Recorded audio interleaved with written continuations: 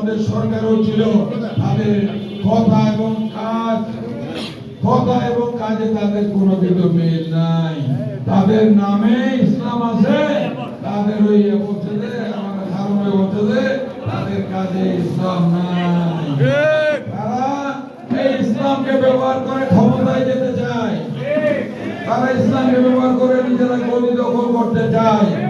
এবং আর যদি কোনো কারণে অ্যাক্সিডেন্টলি একবার যদি গদিতে বসতে পারে কি হবে জানেন? আমি তো 15 বছর দুঃশাসন থাকে, যা যদি তারা কোনোভাবে একবার বসতে পারলে গোড়া দেশটাকে একটা কারাগারে পরিণত করে মানুষের নড়াচড়ার কোনো সুযোগ থাকবে না। তাদের অনেক প্রতিষ্ঠান আছে, আপনারা জানেন। তাদের কোন প্রতিষ্ঠানে পিউন থেকে জিএম পর্যন্ত তাদের দল ছাড়া অন্য কোন, তাদের দল যারা না করে না তাদেরকে কেউ চাকরি দিয়েছে কোন প্রমাণ আছে?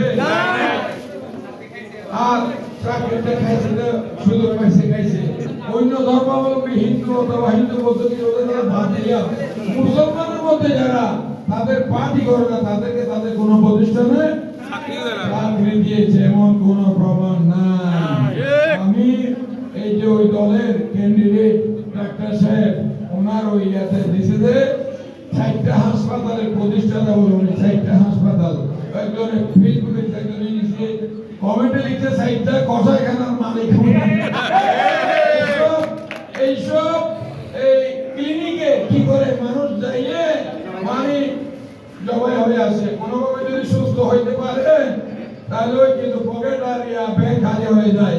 আর যদি মারাও যায় লাশ আটকে রেখে হলো তাদের টাকাটা তারা হচ্ছে সেই হসপিটাল। আমি এগুলোর নাম বলছি না। দেখেন তো ভাই ইসলাম জামাত ইসলামের মানুষেরা বাংলাদেশের কোথাও একটা এতিমখানা দিছে প্রমাণ আছে? একটা মাদ্রাসার প্রমাণ আছে? একটা কলেজ দিছে, স্কুল দিছে প্রমাণ আছে? নাই। দিছে কিন্তু কিন্ডারগার্টেন পয়সা কামানো, স্কুল দিছে কোনটা? পয়সা হাই রেটে মানে ব্যবসা প্রতিষ্ঠান করেছে মানুষের কল্যাণে, তারা কোনো কাজ করেছে এর কোনো প্রমাণ নাই।